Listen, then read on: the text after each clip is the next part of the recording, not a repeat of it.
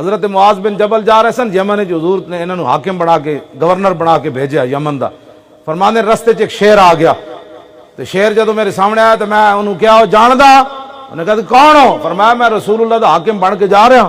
وہ کہندے میرے پیروں میں ڈے پیا. کہنے لگا جناب جنہاں دا نا تسی لیا اسی بھی جاننے. شیر بھی جانن.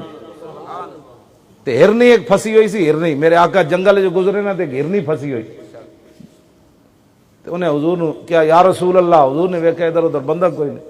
پھر انہیں آواز لائی. میرے آقا قریب گئے تو جاڑ پھسی ہوئی سی. عرض کی تھی یا رسول اللہ میرے دو بچے ایس پہاڑ دی پلری طرف تے میں تے آئی سی چارہ کھان تے اگے جاڑ لگیا میں تے پھنس گئی.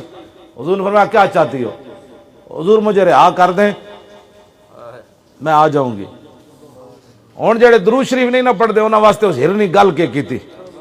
ہرنی حضور نے فرمایا جی تو نہ آئی تے پھر تے پتہ ہے اس ہرنی نے کیا؟ انہیں کہا یا رسول اللہ جی میں تواڈے فرمان تے مطابق وعدہ کرن تو بعد نہ آئی نا تے میرے اوتے اس بندے جتنی لعنت ہوے کہ جہدے نام سامنے تواڈا نام لیا جائے تے تواڈے تے درود نہ پڑے.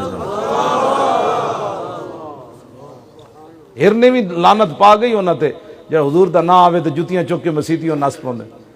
جی صحابہ درود پڑھیا میں کہتے تے ہرنی بھی درود دی گلاں کرنی تو صحابہ دی گلاں کرنی. حضور نے انہوں کھول دیتا. اتنی دیر یہودی جاگ پیا جنہیں ہرنی جدے پھسی ہوئی سی. انہیں کہا ہرنی میری تساں کٹی؟ حضور نے فرمایا ہاں میں. انہیں کہا پھر تساں میرے شکار کٹ دیتا؟ حضور نے فرمایا ہونے آ جاندی. انہیں کہا جناب شکار نکلے ہوئے کدی واپس آئیں؟ فرمایا تو ٹھہر تے جان. تھوڑی دیر ہوئی تے ہرنی دو میں بچے لے کے آ رہی. اس یہودی نے کیا جلیا تو میرے واسطے پہ لڑنا سی انہاں واسطے تے بچے بھی لے لے تو میں بھی نال چلنی ہے تیرے واسطے. اس یہودی نے رہا کر دیتا. تے جاندے جاندے پتہ وہ ہرنی کی کہندی. قاضی ایاز نے شفا شریف وچ لکھیا جب حضور نے فرمایا انہیں بھی کلمہ پڑھ لیا یہودی نے بھی.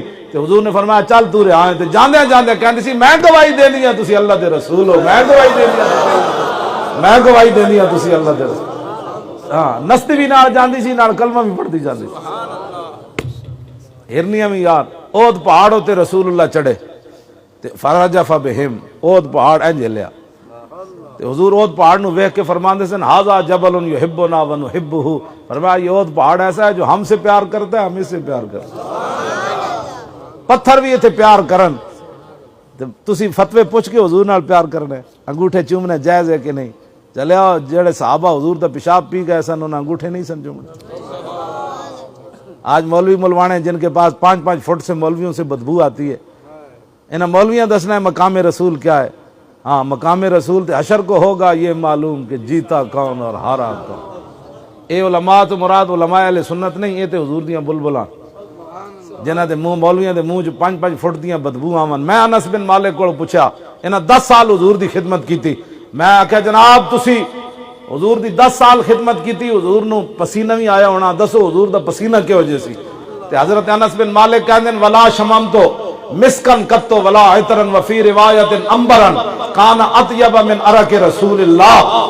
آپ نے فرمایا نہ میں کوئی کستوری سنگی نہ میں کوئی عطر سنگیا نہ میں کوئی امبر سنگیا نہ کائنات دی کوئی اور خوشبو سنگی جڑی حضور دے پسینے نال ود کے خوشبودار ہے.